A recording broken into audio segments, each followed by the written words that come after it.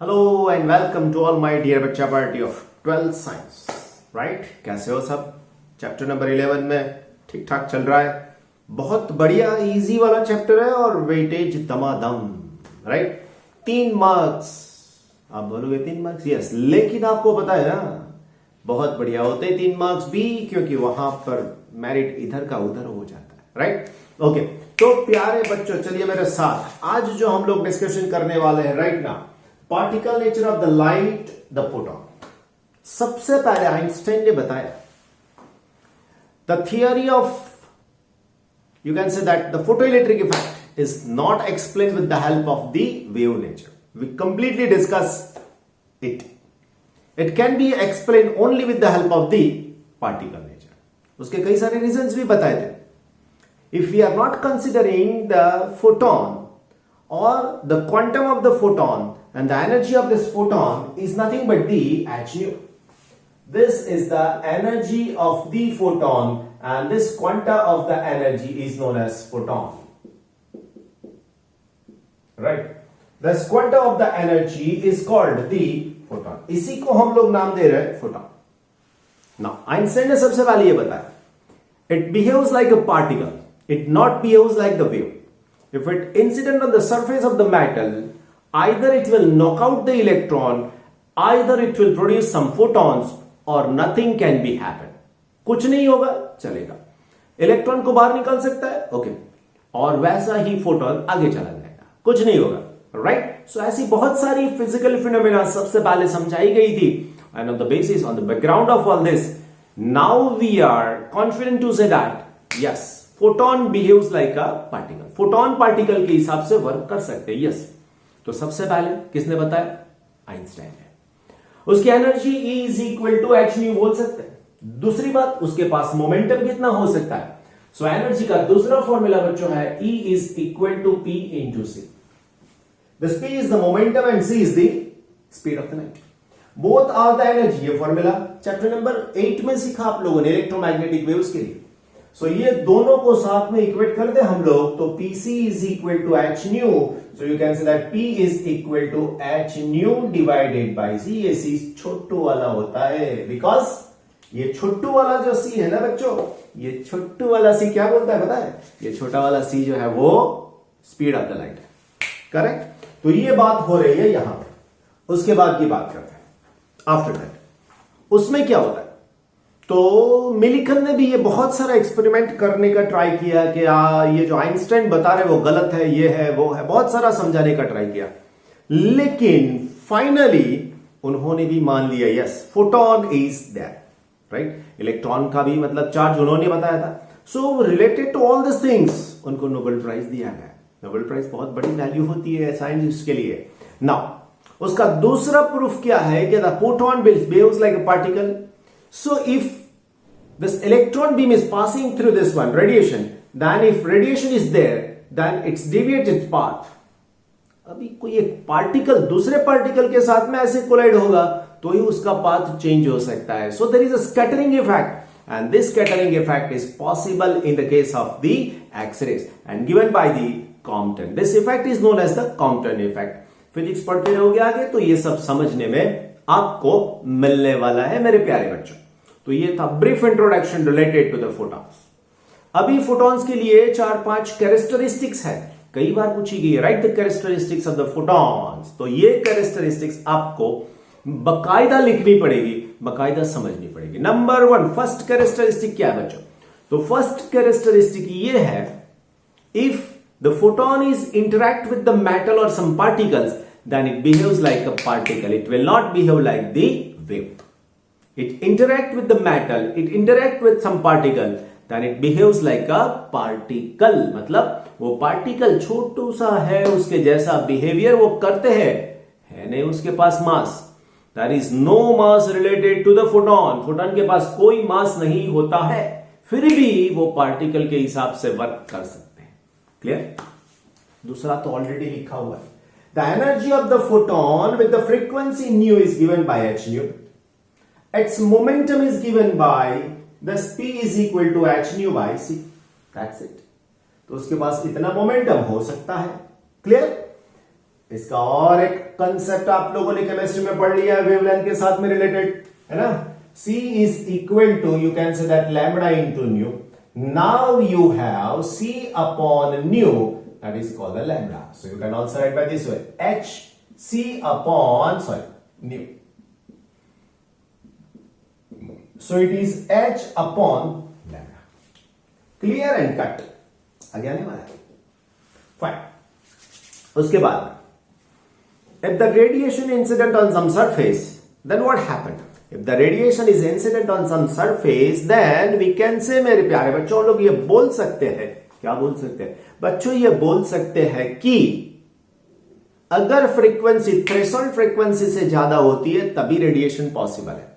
Okay, अभी radiation से incident frequency जो मिल रही है रेडिएशन की, उसके अंदर थ्रेशोल्ड फ्रीक्वेंसी से वो ज्यादा है, परफेक्ट, ओके फाइन।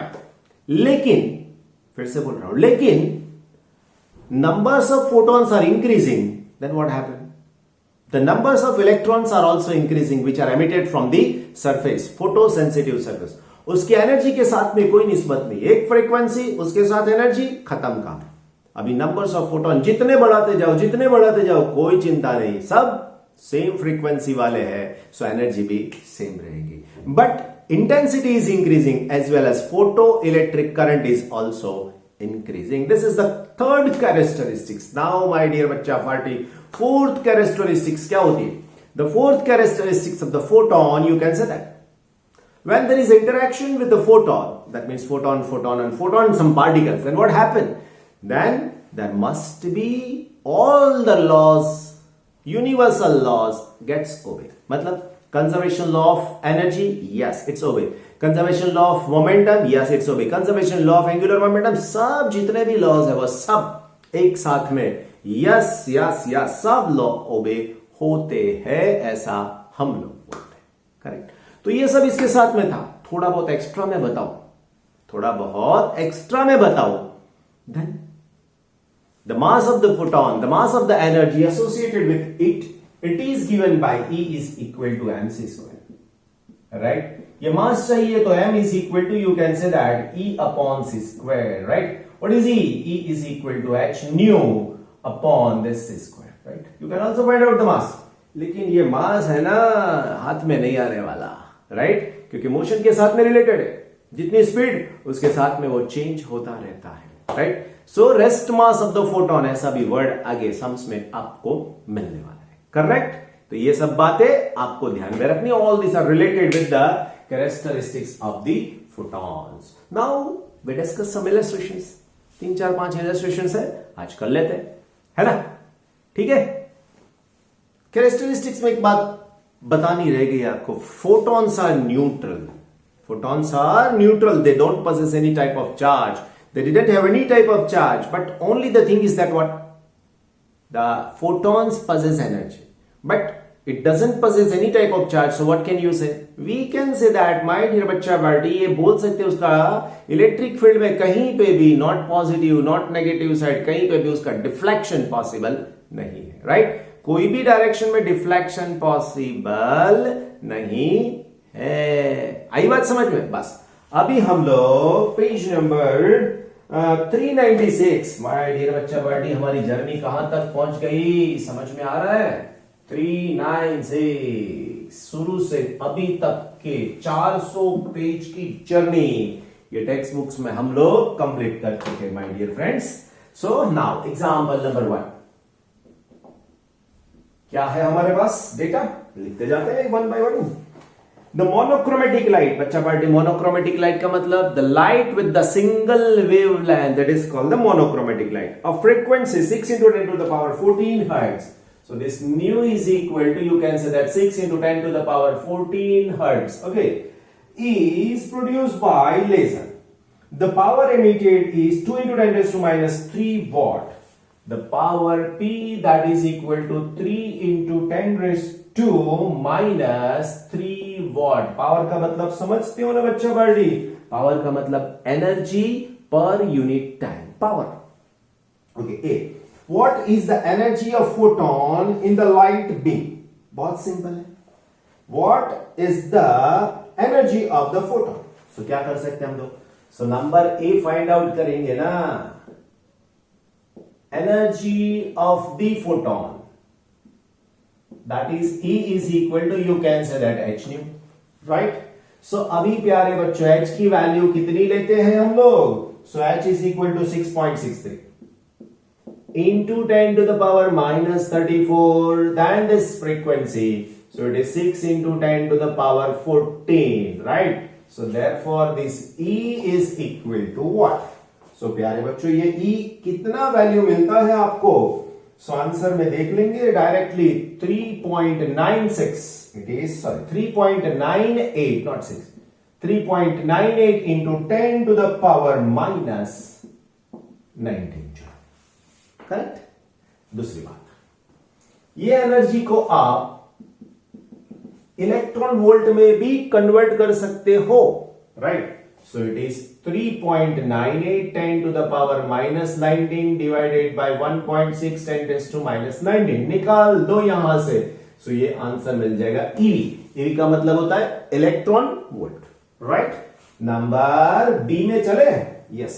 बी में क्या है, how many photons per second on an average are emitted by the source? Source कितने फोटॉन्स एमिट करता है वो समझना है। सुना, पावर इतना है, जो वॉट का मतलब होता है जूल पर सेकंड, राइट। एक फोटॉन के साथ में इतनी एनर्जी है, एक सेकेंड में सपोज n फोटॉन्स निकलते हैं, if n photons are emitted per second, then the power is given by what? So लिखते हैं, if n photons emitted per second, then this power P is equal to n into E. Now I want to calculate n, so it is P upon E. So what is P? P is the power. Power कितना है, लोग power तो बहुत ज्यादा करते हैं, check कर लेते पावर का वैल्यू। सो मैंने 3 लिख दिया है ना, सो इधर 2 है, 2 है, 2, right, fine. So it is 2 into 10 raised to minus 3. Now it is 3.98 into 10 to the power minus 19.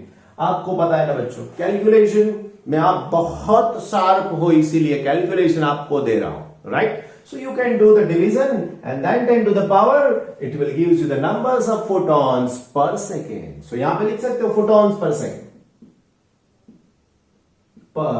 Second, right. So this is the answer, correct, fine. Okay बच्चों, बढ़े नेक्स्ट हमारा जो सम है उसका number example number 2, right. Example 2 क्या है, the work function of the cesium is 2.14 eV. Work function का symbol तो आपको मालूम है, phi naught is equal to 2.14 eV ये है। Find the threshold frequency of the cesium. Threshold frequency चाहिए, आपको मालूम है ना, what is the threshold frequency? It is the minimum frequency incident on the photosensitive surface by which the electron gets emitted very soon, not very soon, very, that means 10 to the power minus 9 second, मतलब very कुछ नहीं आता है, आए और electron दे, है ना। So now what is the formula? So for A you can say that is phi naught, work function. What is the work function? So here the work function, that is phi naught is equal to, you can say that phi naught is equal to h nu naught. आपको frequency पूछा है ना, so frequency find कर लेते हैं, nu naught is equal to phi naught divided by h. So therefore this nu naught it is equal to phi naught is equal to 2.14 upon 6.63 10 to the power minus 34। मजा नहीं आएगा इसके अंदर calculation में, तो हम लोग इसको कन्वर्ट कर डालते हैं 2.14 1.6 10 to the power minus 19 joule में। So it is 1.6 10 to the power minus 19. Now अभी आंसर आपको चाहिए ही चाहिए, है ना। So it is 5.16. So therefore this nu naught is equal to 5.16 into 10 to the power 14 hertz, right? तो बच्चों ओ बच्चों वाला काम बहुत इजी होता है ना. सो this is your answer number 1. Correct. ये आंसर आपको तुरंत मिल गया. क्लियर. Okay fine. बी में क्या चाहिए मेरे प्यारे बच्चों? सो मेरे प्यारे बच्चों, आपको बी में ये चाहिए क्या? सुन लो जल्दी से. Okay. The wavelength of incident light, if the photocurrent is brought to zero by stopping potential of 0.6 volt. 0.6 volt लिखा हुआ है. So यहां पे लिख सकते हो this V naught it is equal to 0.6 volt. ऐसा. करेक्ट. ये 0.6 वोल्ट है, उसको हम लोग फोटो वोल्टेज स्टॉपिंग पोटेंशियल बोल सकते हैं. So incident energy, that is incident frequency, incident wavelength से इतनी हो सकती है कि जहां से इलेक्ट्रॉन निकले उसकी मैक्सिमम काइनेटिक एनर्जी है, फिर भी वो इलेक्ट्रॉन वो कलेक्टर की सरफेस के ऊपर नहीं पहुंच सकते. This is the thing. Correct. Okay. तो ये बात आपको समझ में आ गई है ना. तो अभी हम लोग आगे बढ़ते हैं. क्या है हमारे पास फॉर्मूला इसके लिए? So we know that, my dear friends, half mv square maximum that is equal to h nu minus phi naught. अभी मुझे तो वेवलेंथ चाहिए इंसिडेंट रेडिएशन की, तो मैं यहां पे दो बातें लिखने वाला हूं. Number 1, this half mv square maximum, you can say that it is ev naught 0, right? Okay, you can say here it is okay, put this. Right. Also, this nu is equal to what? It is C upon lambda, because C is equal to nu into lambda. So therefore, my dear bachcha party, it is EV naught. Okay, it is equal to HC upon lambda minus phi naught. Right. तो इसको उठा के लाइए इस side में. So it is EV naught plus phi naught. It is equal to HC upon lambda. What do you need? क्या चाहिए? तो ये लैम्बडा है ना. So it is HC upon EV not plus phi not. तो ये मिला जो 0.6 वोल्ट. तो अभी मैं इसको ऐसे लिखूंगा ना. So it is EV not. So it is equal to 0.6 EV हो जाएगा. इलेक्ट्रॉन वोल्ट में कन्वर्ट हो गया. चाहिए ही चाहिए हमको, क्योंकि ये करने से ये वैल्यू EV नॉट है. राइट. इलेक्ट्रॉन वोल्ट में कन्वर्ट हो गई, वोल्ट में से electron volt. Correct. Now H, you can say that 6.63 10 to the power minus 34 C. Speed of the light, it is 3 into 10 to the power 8. मेरे प्यारे बच्चों, EV not कितना है? सो बच्चों EV नॉट हो गया 0.6. अरे भाई, वर्क फंक्शन 2.14 है ना. बस तो कर डालो मल्टीप्लीकेशन, डिवीजन, जो कुछ भी करना है वो, है ना. देन 6 आएगा इधर. सो इट इज 2.74 EV. राइट. बस तो हो गई बात वेवलेंथ के साथ में रिलेटेड. लेकिन ये आंसर तो आएगा मेरे प्यारे बच्चों इलेक्ट्रॉन वोल्ट यूनिट में, है ना. अभी इसका कन्वर्जन करना पड़ेगा. सो देखो 6.63 3 10 टू द पावर 8 जाएगा तो -26 बनेगा, है ना. 2.74 1.6 10 टू द पावर -19, तो ये आएगा अभी मीटर में. उसको आप कन्वर्ट भी कर लो एंगस्ट्रॉम में, कोनो प्रॉब्लम नहीं. राइट. Fine fine fine. तो ये बात हो गई हमारी सम्स एग्जाम्पल नंबर 2 के साथ में रिलेटेड. क्लियर है एकदम से, समझ लो. Fine.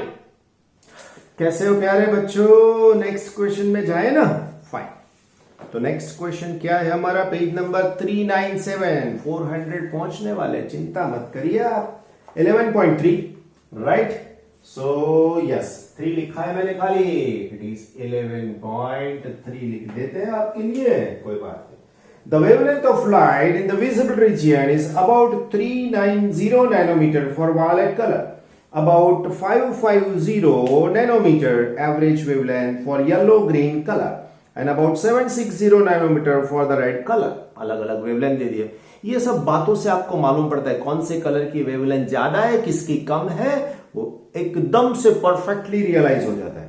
What are the energies of the photon in electron volt at the violet end, मतलब violet color ले लो। Second, average wavelength of yellow green color, तो वो ले लो। Red end of the visible spectrum, तो वो ले लो। Take H का value दिया है 1 इलेक्ट्रॉन वोल्ट का, कन्वर्जन दे दिया है। प्यारे बच्चों करना क्या है, कुछ नहीं यार, चिंता मत करिए, ऐसे सम्स पूछे ना दे दनादन जल्दी से कर डालो। सो सबसे पहले यू नो एक कैलकुलेशन करना है, E is equal to H nu, so you can say energy of the photon, that is E is equal to H nu and it is equal to Hc upon lambda।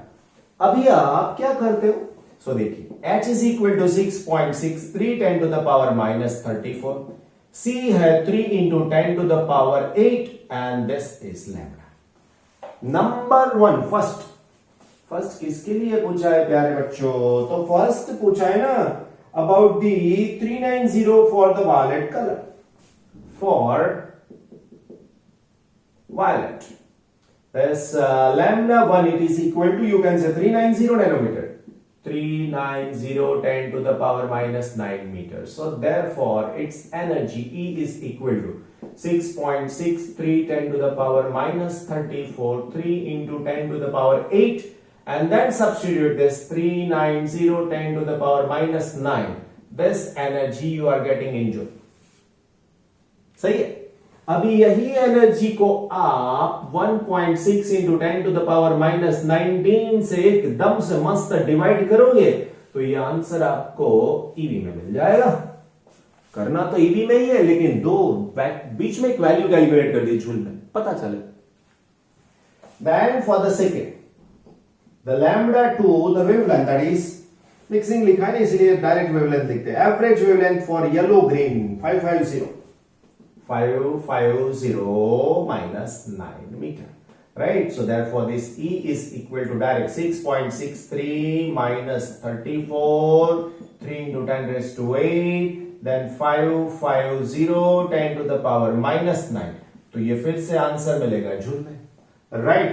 फिर से जाइए आप, then divide by 1.6 10 to the power minus 19, फिर जाइए आप, answer मिलेगा electron volt में, है ना? नाउ माय डियर बच्चा पार्टी थर्ड में तो जाना ही पड़ेगा क्योंकि पूछा है हमको लैम्बडा 3 किसके लिए दिया है। So third one is for red colour, right? It is 760 nanometre, so lambda 3 is 760 nanometer, right? So therefore this E is equal to 6.63 10 to the power minus 34 3 into 10 to the power 8, then it is 760 10 to the power minus 9, ये हो जाएगा answer joule में। Then after ये बन जाएगा electron volt में। अरे बच्चों एकदम से इजी में हो गया, कुछ नहीं करना था, है? अभी ये सम का बी पार्ट भी है, उसका सेकेंड पार्ट भी है। क्या है बच्चों सेकेंड पार्ट, देखते हैं। From which of the photosensitive materials with work function listed in the table 11.1, मतलब ये सम्स के लिए आपको टेबल देना पड़ेगा, तो ऐसा कहां पे पूछ सकते हैं एमसीक्यू में, 2-3 वैल्यू दे दी है, फिर बाद में ये क्वेश्चन आ जाता है। And using the result of 1, 2 and 3 of A, can you build a photoelectric device that operates with the visible light? तो क्या आंसर दिया है हमारे पास, तो 11.1 का टेबल जो है ना बच्चों आपको पेज नंबर 388 पे दिया। सीजियम 2.14, पोटेशियम 2.30, सोडियम 2.75, तो उसमें से हमको जो वैल्यू मिली ना, सो फर्स्ट के लिए 3.19 है, राइट? सेकेंड के लिए जो वैल्यू है 2.26, थर्ड के लिए 1.64। तो बच्चों इसमें से वर्क फंक्शन किसका सेट होता है तो देख लेते हैं, वो भी आपको बता ही देते हैं। निकालो पेज नंबर, देखो caesium, yes it is possible with the help of the, you can say that violet and average one. Then 2.30 second में नहीं आएगा भाई, लैम्बडा 2 के साथ में पॉसिबल नहीं है, लैम्बडा 1 के साथ में। देन 2.75 वो भी पॉसिबल है फर्स्ट के लिए। 3.20 अरे यार एग्जैक्ट हो जाता है, तो मे और मे नॉट बोल सकते हैं, है ना? बाकी आगे के लिए वर्क फंक्शन हो जाता है 4.17 वगैरह वगैरह वगैरह, तो ये सब इसमें नहीं आने वाला, करेक्ट? ओके बच्चों, तो उन्होंने जो आंसर दिया है वो रीड करते हैं। क्या दिया है? For a photoelectric device to operate, we require incident light energy E to be equal to or greater than the work function phi naught of the material. Right? Thus, the photoelectric device will operate with violet light with E is equal to 3.19 eV. Photosensitive material, that is sodium, with phi naught, that is 2.75 eV. Potassium with phi naught 2.30 eV and cesium with 2.14. मतलब ये first light से इतनी metal आप use कर सकते हो, right. It will also operate with the yellow green light with E is equal to 2.26, cesium 5 2.14 only. However, it will not operate with the red light E is equal to 1.6 eV for any of the photosensitive material. बस यही बात आपको पूछ सकते हैं MCQ में, easy way में, कि नीचे में से किसके लिए ये वर्क फंक्शन सेट होता है। हाँ, वैल्यू देंगे सब, चिंता मत करिए आप। Correct. So that's all for today. Clear? So पढ़ते रहिए, याद करते रहिए, रिवाइज करते रहिएगा। Okay, thank you so much, take care.